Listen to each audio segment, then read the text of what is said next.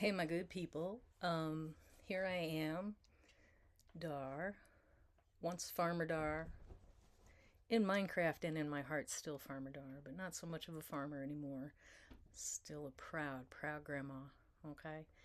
And here I am. I found a sunny window to sit in front of. I found my best backdrop I could find. And Happy New Year.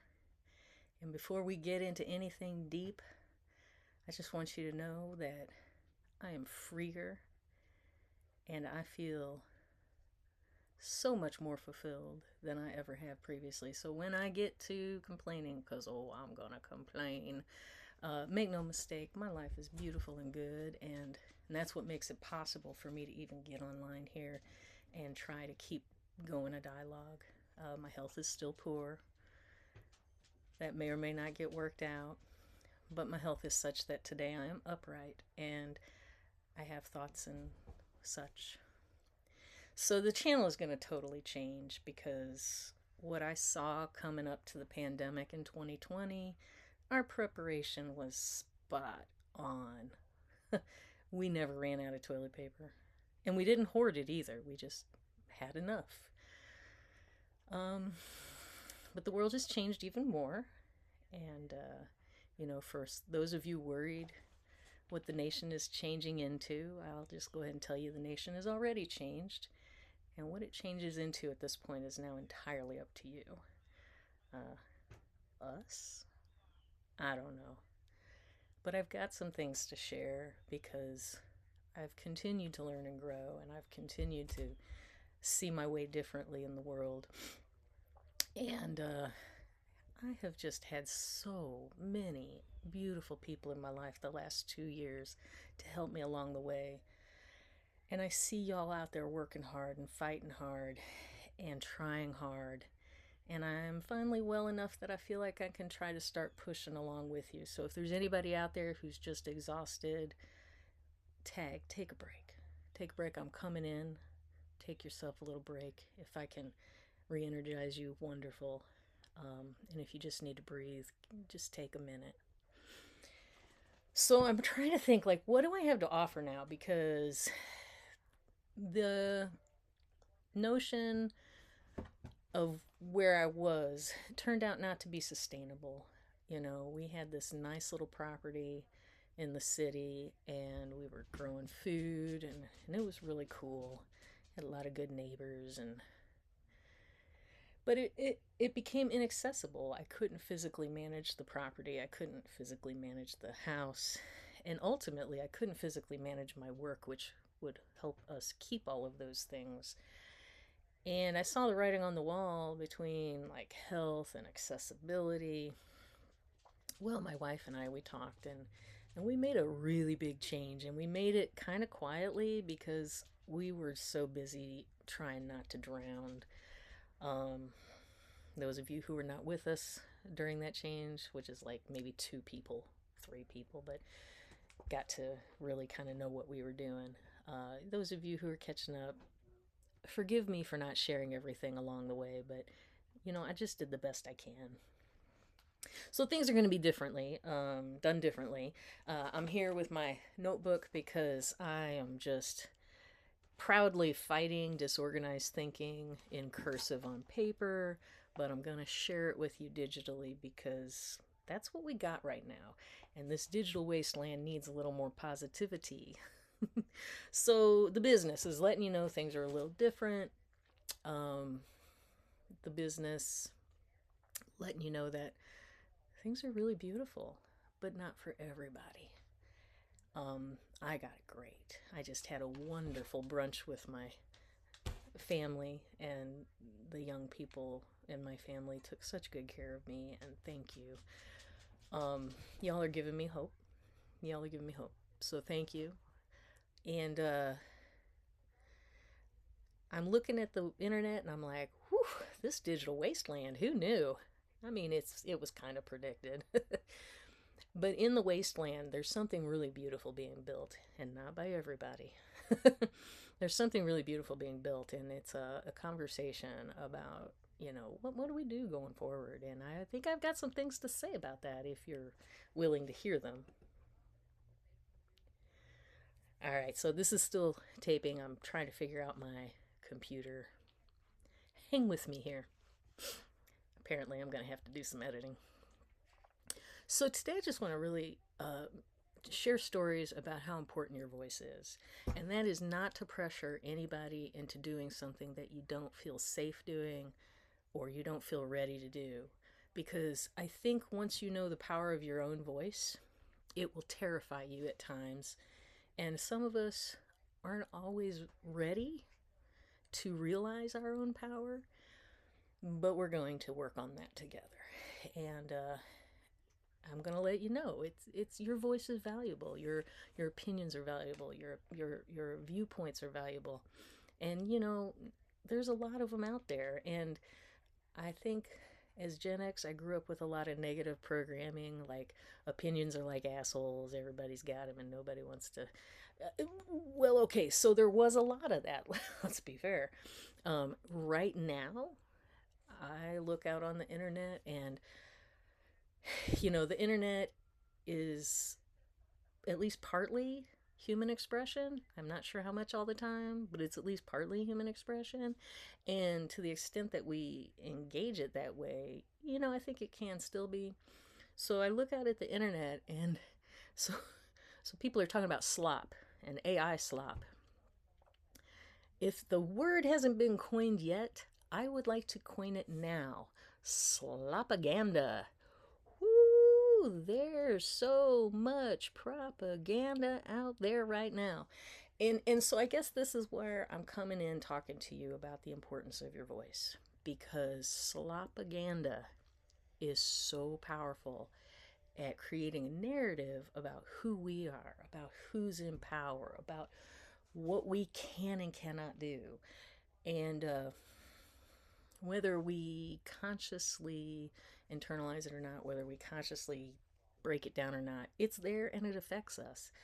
And I worry about it. So that's why I'm reasserting or clarifying or growing into a role of anti-slopaganda. So I'm not an expert on a lot of things, but when I graduated high school, and scratch, I didn't graduate high school. When I graduated college, I was a better English teacher than I was a science teacher. I had far, far more expertise in the written language than I had in the sciences.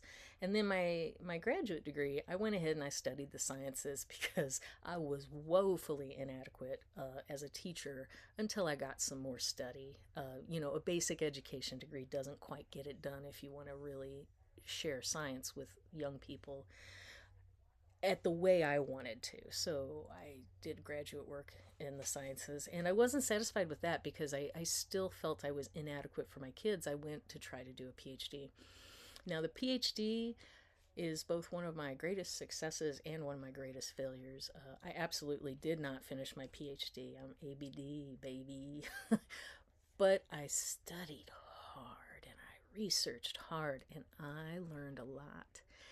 And one of the things that I learned about was discourse analysis and how to really analyze data, specifically how to analyze narrative data. And so, what I think I'm going to do is I'm just going to go ahead and claim the mantle of anti propagandist or anti slopagandist. I'm going to do this with a pledge to avoid AI. I think the captions are automatically generated. I don't know if I have options on that. So if you notice me share something or use something that is AI or AI slop or slopaganda and I didn't notice it or didn't unpack it, I mean, let's talk about it, because if we don't, holy moly. But I'm going to share these things with you. Specifically, I've decided I might try my hand in poetry. And random dude on the internet says I deserve a Pulitzer for one of my most recent poems, so I'm feeling quite proud of myself when I get a chance to share those poems with you. I hope you're as entertained as I am by them. But it's all in service of unpacking and understanding this thing that we're dealing with, Slopagandah. All right. And so how do we work with this? How do we get over the Slopagandah that we're being inundated with? Okay, it's your voice. Your voice and your interactions with other people are what will help ground you and bring you back from everything. Well, okay, I don't know everything, from the horrors that are this world right now. And if you just think it's a USA thing or just a Trumpstein thing, it ain't. It ain't. Um, I've been observing for well over a decade the Bulletin of Atomic Scientists, scooching our seconds to midnight closer and closer. And, finally, the last 8 or so years, I'm like, wait a minute. End of the world for whom? I mean, and I think smarter people have already deduced or induced, I always get those mixed up, that the world is not going to end. It's just going to change a lot, such that our conveniences and comforts are just not available anymore. Um, so, you know, get past the idea of the world ending, but let's talk about world ending for whom. If you can see my hands, you might notice they're a little deformed. I'm going to be more open about that now, too. So if you see some physical differences, it's not your imagination. My body has changed very significantly. But back to the importance of your voice and bringing you back when the Slopagandah gets too much. Okay, when it just gets too much. I think it's hard sometimes to do that because the point of that Slopagandah is to terrify you, to isolate you, to take you away from the people you care about. And to some extent, like, who doesn't run for the burrow, so to speak, sometimes when things get rough? That's a valid response, and I hope that if you ever need to run for your burrow, you recognize that maybe that burrow is a good spot for a few minutes. But if you feel like you're getting trapped in your burrow because of the weight of what is being put upon us, this is where I want to help. This is where I want to help because here's the deal. Okay, I better check my notes because I might be going off the rails a little bit. Oh yeah, day's topic, intro, Slopagandah, the importance of your voice. I think we're right on track. So getting back to you guys, I do have a little disorganized thinking thing going on. So those of you with understanding about that, you're gonna hang with it. I don't I do my best, and I'll edit some of it out, but honest to God, y'all, just roll with me. Roll with me. We'll get there. We'll get there. So, the importance of your voice. Um, for a couple of years now, we've been living on the road. We don't have that nice home anymore. We have a different nice home, and we don't have the things that we had before. We have different nice things. We live our life very differently. And one of the ways that our life is different is that we live in more communal home settings, which is really kind of awesome. And that means that we do laundry at laundromats now. And one of the things that I like to do is go into the laundromat and just make conversation with whoever's in there. And so I won't give names, but I'll tell you, I've been in the laundromat, and where we are traveling, my wife and I, this is prime MAGA territory. Like, fucking prime MAGA territory. If you'd have been here a year ago, there would have been red hats all over the flipping place. The good news is that the red hats are getting a little less popular. The bad news is the red hat was just a thing. It was just a piece of Slopagandah. It was something that represented something else, right? And so people have put their red hats away because they're rightly embarrassed. But this is where we need to talk, right? So, like, I go into the laundromat and I don't know who in there's MAGA and who's not. I don't know. And you can't assume, I mean, you can, it's maybe a safe bet, but you can't assume that just because you're in a rural area in a laundromat with other light skinned Anglo looking people, you can't assume everybody's. Well, you can. but I don't. And so what I do is I first just try to connect with them on a human level. This involves, a smile, and not that threatening smile, but just saying, hey, acknowledging that sometimes life's a little rough. How you doing? Making small talk. One gal I talked with from Louisiana, I don't know her name, and she was significantly younger than me. She might have been in her mid 20s. I can't really tell. But to me, that seems young, right? So, like, to me, now, that seems young. Sweet girl. I'm just saying it that way because you know what she did to me? She called me ma'am. Well, at any rate, so she calls me ma'am. I can call her sweet girl. It's all good. We weren't offended by each other because what we were doing is we were just talking to each other about getting that fucking laundry done. Whew. And then from talking about getting that damn laundry, a shared labor of love and care for our families. And while talking about getting that laundry done, I found out that, they're living in a camper, kind of like we're living in a camper, but they're building a house. They're not permanent in a camper. Okay, that's all good. But you know what, man? They live in Louisiana and they come all the way 3 states away, three completely different region of the United States to work. And these folks are actually kind of well to do.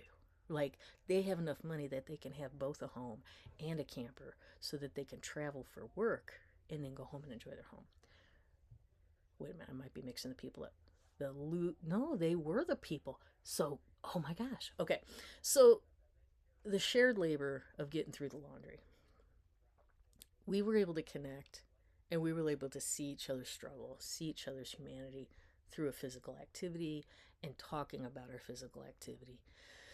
Now, if you're like me, your first instinct if you walk into a white only area or a mostly white area is, you know, keep my head down. Don't make eye contact. Get my shit done. Get out. No, y'all, don't let the slopagandah separate you so much. Yes, it's true. Like, there are people out here with some vitriol, but we're in the laundromat. Let's enjoy each other, right? And so another time in the laundromat, an elder woman, uh, maybe a wee older than I, she shared a story, and she might have been a MAGA type. I don't know. She didn't indicate it, but she was super religious and she was super duper pious, and she was working so hard on both her husband and her brother's laundry. And her husband has health issues, her brother has health issues, and guess what? She has health issues. And, she's been recovering for cancer. And I see my future in her, me walking with a cane, having trouble sometimes, me with a wife who's had cancer and had to go through a major surgery to ensure her health. I'm seeing her as a human who has been both saved by and mutilated by our healthcare system. And I see her struggle. I see her struggle. And she's sharing a story with me about her brother who has to shower, at the shower house. So in the places where I stay, sometimes there's a community shower house. This is great because sometimes the water goes out and you need a shower, so the community shower house is nice. Well, if you have a kind of a smaller camper, or if maybe have to use your space creatively, or maybe if the plumbing in your camper is not up to par, you might have to use the shower house. And so, her brother, disabled in some sort of way that I didn't get the details on, he goes to the shower house, but then of course he leaves the shower house and then the cold air hits him. And I'm just gonna speak it. He urinates himself, and he urinates himself because it's cold, and he hits that cold air after a hot shower. And and he's older, and our bodies change, man. Our bodies change. And I said to the lady, I hear you. Our bodies, they do these things. And next thing you know, we're talking about the notorious sneeze and urinate. And then I'm like, ma'am, you are spot on. This is real stuff. And we're talking about this because we're doing laundry, and we're sharing with each other our vulnerabilities that we're just trying to keep the piss in our bodies on the day to day, much less anything else. And I said to her, I said, oh, don't want to lose my notes. I said, you are speaking such important truth right now. There's real importance to this. We're just people, and our bodies are fragile. And I told her, I said, don't be ashamed. Because she was saying, well, we might have to get him some pull ups. I said, don't be ashamed. It's real that our human bodies do break down. I said, I think 54, Gen X, and I'm just going to go ahead and tell y'all now. I pretty much have to wear Depends if I leave the house because my nervous system no longer moderates my body properly. And if I don't wear them, I can find myself in a very embarrassing moment. It's hit or miss. It's hit or miss. But I've learned, you know, our bodies can really fail us, and they're vulnerable, and they break, and they leak, and they're so damn inconvenient sometimes. So that's a vulnerable. So anyway, I'm having a talk. You know what? Here's what I don't know if they were MAGA. I know we all pee ourselves, right? Like, whether we want to or not. Okay. So the humanity is both that shared struggle of getting the laundry done, and then the shared struggle of these mortal bodies that are trying to heave us around for the real work of caring for each other, and then just surviving. Okay, these stories. I don't know if I'm really good at telling you these stories, but I'm trying. I'm practicing, because these were two really good stories of doing a day-to-day thing, talking in the laundry room, having a moment of outside of my head connection with another human being in the community, and it was good. And it was good. Now, how is that powerful? Whatever is on the internet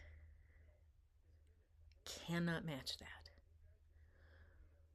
What is on the internet is very important to pay attention to, but whatever is on the internet cannot match that. The internet doesn't piss its pants. People do. People do. And that brings me to my next story that I'm going to share with you. And I want to provide a little warning for some of y'all, because in this story I'm about to be a bad bitch. And I think I want to share this story because I'm just making sure, but I think I'm in my third section. I'm trying to stay organized. Yes. It's time for the story of safety, staying safe.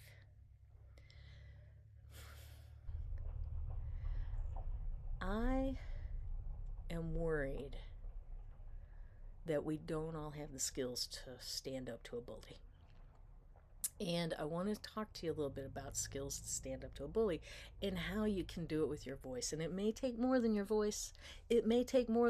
But really bust my story apart and think about it, because one of the things that I've been trying to talk with people about as I work through my physical vulnerabilities, one of the things that I've been trying to talk with people about is the physical safety aspect of our new lives, okay? And if you don't see a physical safety aspect yet, one, be very careful, because there happens to be one. And two, very good, because I am grateful to hear you're safe. But here's the thing. It is not safe for everybody right now. And in fact, even though I'm as free as I've ever been and, save some health issues, I'm actually doing okay. Like, I'm getting my brain back a little bit. I'm reconnecting with my friends. I can get on the internet and talk about stuff with a little help from my notes. I'm stalling telling you this story. Trailer parks and dogs. There's always dog drama in the trailer park. Now, you're going to hear me talk about this occasionally, and here I go. Do not be ashamed if your dog causes drama. I promise you, my dog has caused far more drama, right? As long as there are people cramped together and we insist on having our little friends with us, there's always going to be dog drama. And what I have observed time and time again through my life with dog drama is that there are a variety of ways of handling it. And it's really, really good to know in advance how you want to handle it when, oops, your dog gets away from you, right? And my dog got away from me a couple of times. Like one time I had a dog that flat out broke the whole thing and got away, and I think bit a gal. She wasn't mad about it. This wasn't the dog we currently have. It was a previous dog. And then this current dog, well, one time she got out the front door and went pew.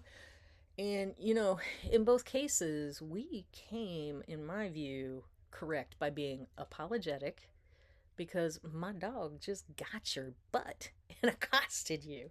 One was a little more serious, the other was a little more less serious, but nonetheless, like, you were just minding your own business, living your life, and I had a dog get off a lead.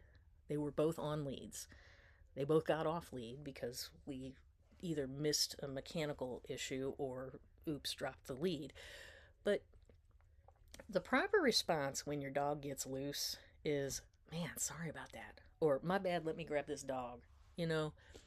But there's a certain issue with a certain type of person. And I'm not going to call this person a bad person. First off, this person is human. This is a person who doesn't think they need to put their dog on a lead because their dog's a good dog.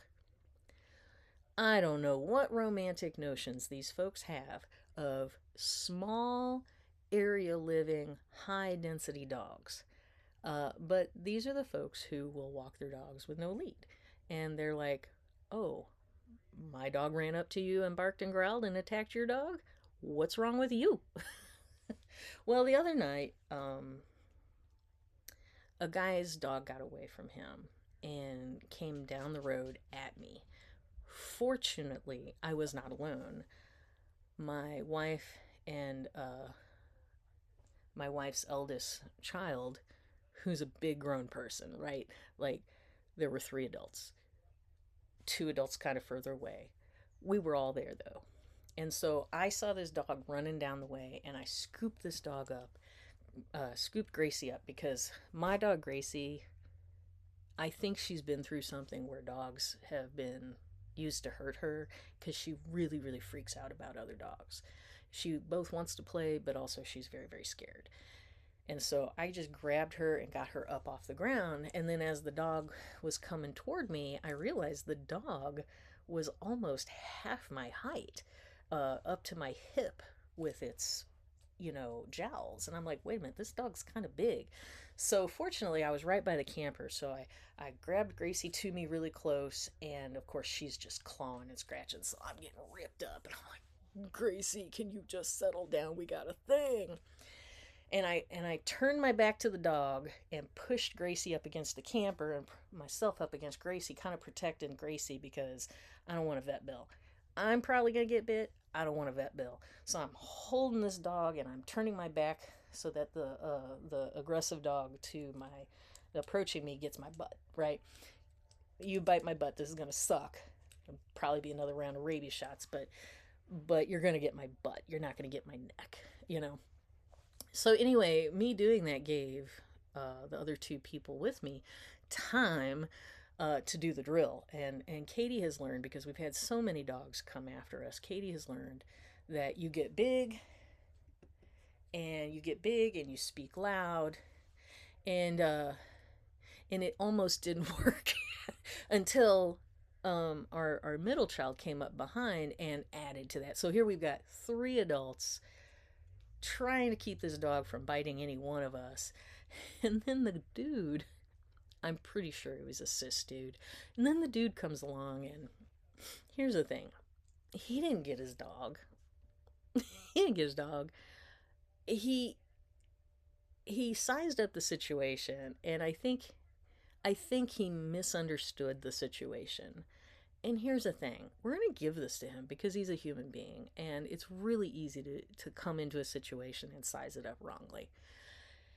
And, he thinks of his dog as this sweet little bouncing, precious thing. And quite frankly, we were a little sick of it growling at us and snapping. It wasn't that bad, but it was enough, right? If you're aware of being bitten by dogs, you're not trying to get bit by this dog. So he tries to make this excuse, oh, she's just trying to play with you. And it's like, we're not asking for your excuses. This is what we're thinking. Well, this is what I'm thinking. Do not make excuses, grab your dog, right?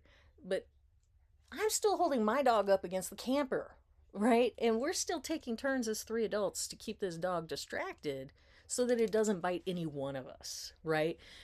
And then the dude is like making excuses for his dog just wanting to play, and we're like, dude, you're terrorizing three grown adults and a dog.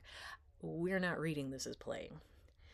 And so immediately I recognize that this is a human being who doesn't understand their impact on the world. They don't understand a lot. So I'm like focused on keeping my dog up high, but I'm recognizing we're in less danger because now there's four adults and two dogs. And one of the dogs, my dog, is well restrained. The other dog is at least near its owner, but not going to its owner. And so he's trying to tell a story. This is I don't know what he said for sure, but he's trying to tell the story. Oh, the dog's just trying to play. Here, come here, little dog. I forget the dog's name. Come here, and the dog didn't come. And it's like, okay, you're a very well behaved dog who just wants to play, ain't even listening to you. Now, bless the man's heart. At this point, this dude is so far out over his skis. Now, I don't really know what that idiom means. I imagine it has some sort of physics application. Being out over your skis is like, maybe you've done the ski jump, like you're already committed to the action, and now you're like leaning forward and about to do a tumble over your skis. I don't know. I don't ski. But I've heard the idiom out over your skis, like you've overcommitted to a course of action. Dude overcommitted to a course of action. Because instead of, when his dog wouldn't come to him, just physically going and getting his dog, trying to go and get his dog, he said something disrespectful to either my wife or our child, who's an adult. That don't matter. You said something disrespectful to my family, so I'm paying attention, right? He said something disrespectful. I didn't hear it, but it angered me because now we're a few seconds into you holding me hostage to your lack of executive functioning regarding your dog, your lack of safety, your lack of being in community appropriately. I don't know what. So there was another exchange where my wife said something to him, get your dog. And then I'm like feeling more confident that I can come off the wall now and hold my dog in front of me and head to the door. And so I turned around, and the dog is still not under wraps, but he's kind of like talking shit and not getting his dog. And I said, get your fucking dog. Because like clearly the situation is not discernible for this person right now, right? Like they're not seeing the issue that is very much an issue. I don't know why they're not seeing it, but they're not. Well, what that man did, he said shit to me again. And I said, I don't even know what the fuck he said at this point, because at this point I'm doing my tick, tick, tick. And here's where I'm going down the safety checklist for y'all. Here's where I'm going down the tick, tick, tick. Dude has let me know that he does not understand basic safety protocols regarding an animal. Let me know. Then, dude let me know that he's going to be disrespectful about it as opposed to just going ahead and solving the situation. Okay? But it gets deeper. He did not get his dog right away. He continued to say stuff to my family and presumably me. I don't know. So it's at this point that I really cut the power of the voice. I cut the bullshit. I said, get your fucking dog and get off my campsite right now. Now, here's what's up. First off, I used the voice. I used the voice that is reserved for people who are about to get their ass beat. Okay? I'm not saying they're gonna get their ass beat. I reserved the voice for people who are about to get their ass beat. Now, here's the thing. I'm letting a person know you are trespassing. You're trespassing, and your dog is a menace right now. Get the fuck off my campsite. Okay. He heard that because he understands laws of trespass. He heard that and he understood that. He grabbed his dog. When he had his dog, I grabbed my dog a little differently and threw my dog inside, tried to close the door. Funny thing about campers' doors, they never close when you want them to. Good news is there were 3 of us, and one of us put their hand on the door while I went and took care of business. Because there's something else that happened. Here's what he said.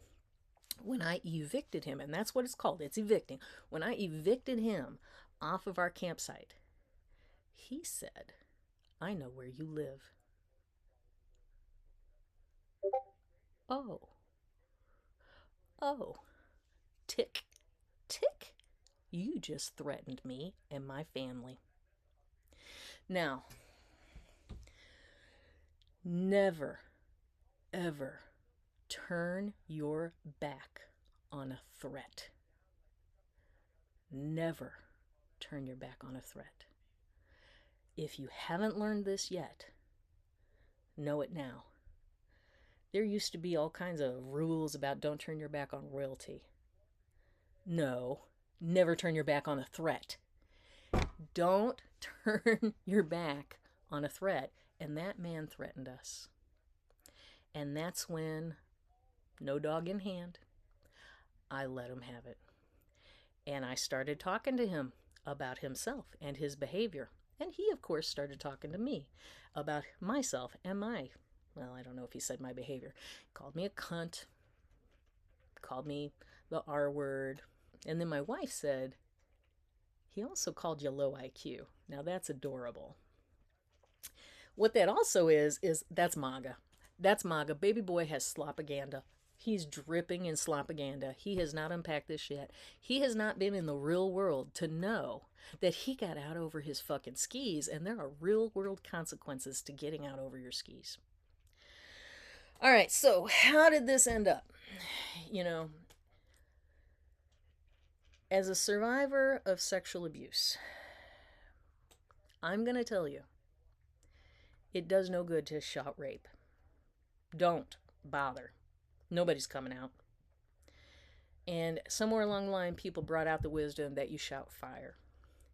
If you are in trouble and you are worried that you cannot protect yourself and you need to bring others in the event of sexual assault, people have said shout fire. Now, I have never had to do that because I did not know that, nor was there anybody nearby the time I can think of that it would have benefited me. But here's what I do know about that piece of wisdom. Shouting fire may or may not get it done, but being loud is important because it draws attention to the situation. And then being loud in an atypical way, in a way not expected, is extra special good because people get nosy. So here's what I did. Dude was calling me an R word. He was calling me a cunt. He was calling me a low IQ. I'm not gonna lie. I called him a hillbilly. I'm a hillbilly. I felt okay with that. Maybe it wasn't nice. I'll meditate on that. called me lazy. He called me so many things. Finally, I was like, dude is not de-escalating as he walks away. Now, he didn't learn don't turn your back on a threat, but I'm not threatening him. I'm just commanding my territory, right? He keeps talking shit. And finally, I'm like, look, dude, if you don't like it, and keep in mind, we're yelling from like 50 feet to then 50 yards away from each other. Like, this is a long distance conversation. I finally started yelling, if you don't like it, call the office. You know, here's the deal. When you're living in one of these little parks, there is an ultimate in charge. And it's the ones who can put your ass out, okay? So I'm like, I'm invoking rights of the rules. If you do not like me, you can call the office. Call the office. Call the office. Cunt this, cunt that. I don't know what all he said, but every time he said something, I said, call the office. And I got flippin' boom about it. Next thing you know, neighbors are watching, and they kind of got bored because it was really kind of boring. Two people yelling at each other. Well, here's the funny part. After a minute, he starts mocking back, call the office. And I'm like, oh, I got him now. We just did duck season, wabbit season, and guess who fucking won? Look, I kept saying, call the office, mantra form. Because what he eventually heard was, that girl's going to call the office. And what he eventually did was, if I run my behaviors through society's expectations, I'm not winning this fight. And what he also learned was, God, she's a meanie. She ain't letting up at all. Maybe I better get lost. He eventually did. It seemed like it was 3 or 4 minutes, an eternity, because he went down and around and I never went inside, and I never ever stopped until he was way back home at his own campsite. I'm not gonna lie, I was a little nervous the next few days. That is the kind of situation where I certainly do expect somebody to come around and do a little creative etching on my car, but it didn't happen that way. And I think it's because even though he was just a malicious dude with no sense of like how he's messing up another person's good time. Here's the other thing though, he's still just a human being, and he got out over his skis, okay? And when push came to shove, instead of capitulating like a Democrat, I stayed the order. I'm like, no, this is not going to fly. And what's more is I'm going to be loud enough about it that everybody 3 or 4 campsites around is going to know that you're also out of line. All right, let me check my work. Yeah, that's my safety story. I mean, here's the thing. I've had the good fortune of being given some training about my voice. And I want to really impart upon you, whoever you are, however you use your voice, whether it's sign, whether it's audio, whether it's art, keep your voice. Use your voice. Yes, it's scary, but that poor guy who didn't know what to do when he got out over his skis and found himself in conflict with somebody who wouldn't back down. He met a voice that said, dude, you're out of line.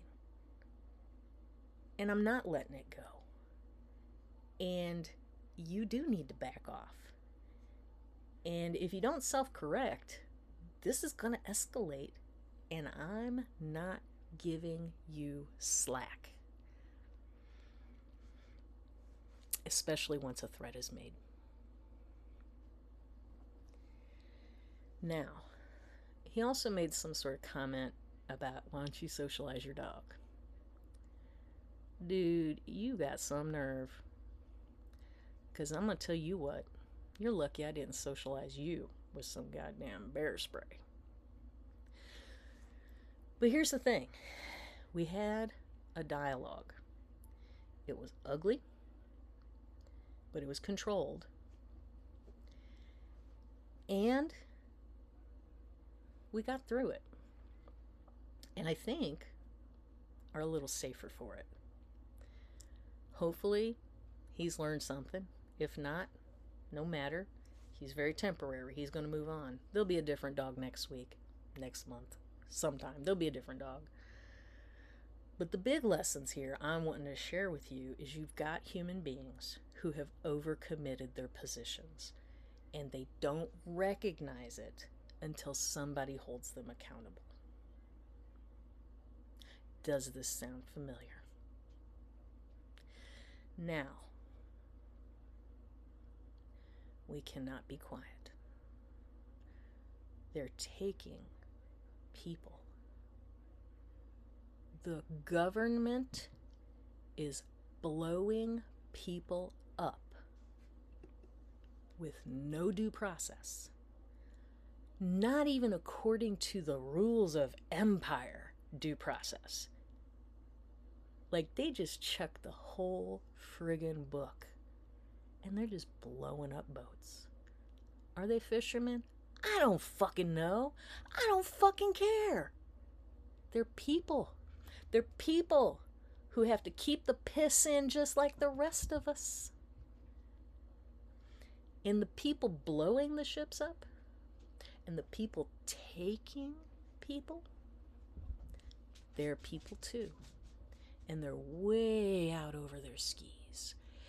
And what they're doing, now that they know they're over their skis, is they're trying with Slopagandah to get us to believe that this is okay, this is normal.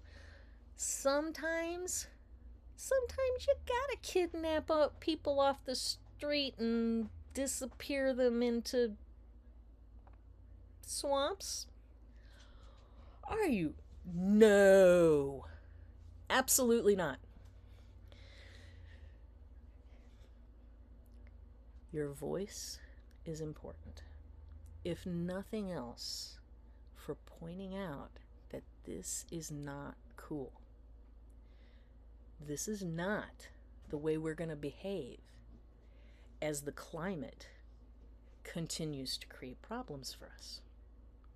I mean, clearly, there are some bad actors here. Clearly, there are going to be bad actors. Don't let them tell the story. The culture war is on. And I officially designate myself an anti-propagandist now. I don't know if that works. I might have to research this. But I plan to use my voice to pick apart these ridiculous narratives and to help you, remind you that this buffoon that got elected, y'all know he pisses his pants too. You know he's just jumping in. Heather Cox Richardson says it the best. He's just jumping in the orchestra pit to provide entertainment while the rich are robbing us blind. These are poorly behaved people. They do these stupid things like shoot cars into fucking space. Why don't you take care of your kids? Dude, you shoot a car into space and you ain't even taking care of your kids. Who's following these people? People need to talk about this. These are not the captains of industry. These are not the people who are going to lead us. And where's the resistance in the form of politics? It does not exist yet. I don't see it. I mean, I'm a big fan of some democratic socialists, but I don't see it. It exists with you, me, getting in there, saying, call the office, disrupting it, whatever you got to do. Tell your stories, preserve your culture. The country has already changed. The question now is, to what? Okay? All right, well, I want to leave you with something really nice. And so for that, I would like to read you a pale blue dot. And now I'm gonna read to you a little something that helps me put it all in perspective. Okay. This is Carl Sagan, and the image credit will be NASA Jet Propulsion Laboratory, JPL. The pale blue dot of Earth. Look again at that dot. That's here. That's home. That's us.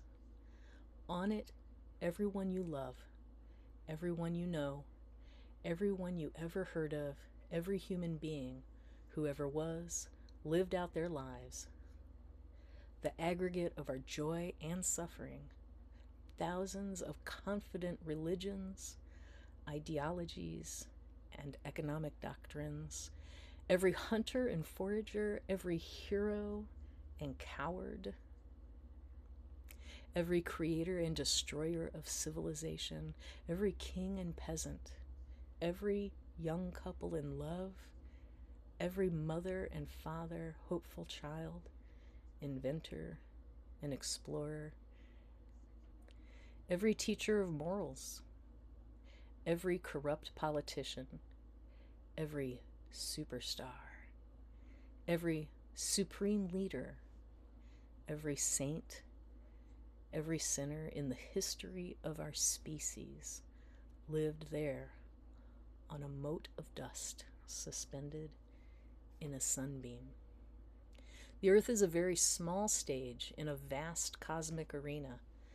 Think of the rivers of blood spilled by all those generals and emperors so that in the glory of triumph they could become a momentary master of a fraction of a dot. Think of the endless cruelties visited by the inhabitants of one corner of this pixel on the scarcely distinguishable inhabitants of some other corner, how frequent their misunderstandings, how eager they are to kill one another, how fervent their hatreds. Our posturings, oh, I postured, our imagined self-importance, the delusion that we have some privileged position in the universe are challenged by this point of pale light. Our planet is a lonely speck in the great enveloping cosmic dark. In our obscurity, in all this vastness, there is no hint that help will come from elsewhere to save us from ourselves. The Earth is the only world known so far to harbor life. There is nowhere else, at least in the near future, to which our species could migrate. Visit, yes. Settle, not yet.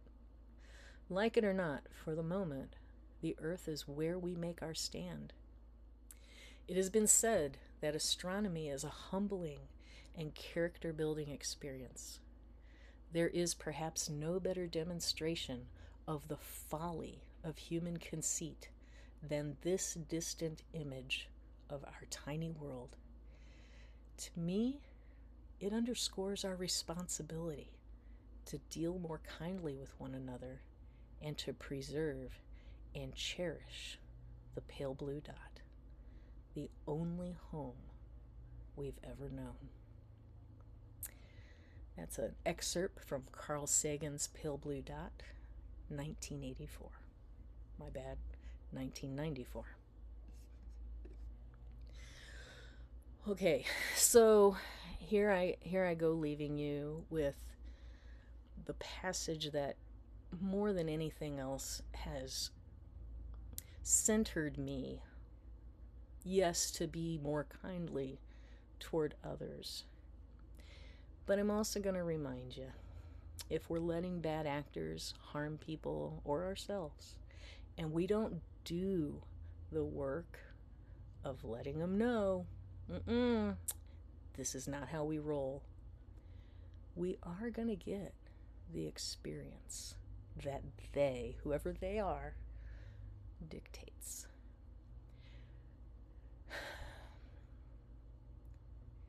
It's going to be okay,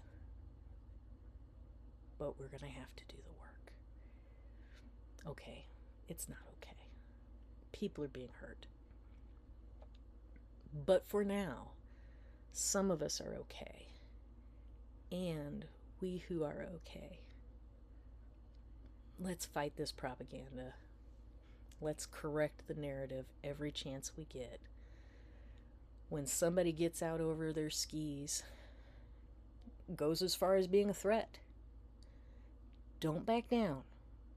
Don't back down. Never turn your back on a threat. But also, be kind enough to draw those boundaries. Because we're in a place where people need boundaries. This is the most organized I have been able to be in a while, with a little help with notes. And I have done my best. I'm working on poetry, and it's so bad. I have learned my poetry skills from public schools and Vogons. Maybe I'll treat y'all to some poetry. Okay, until next time.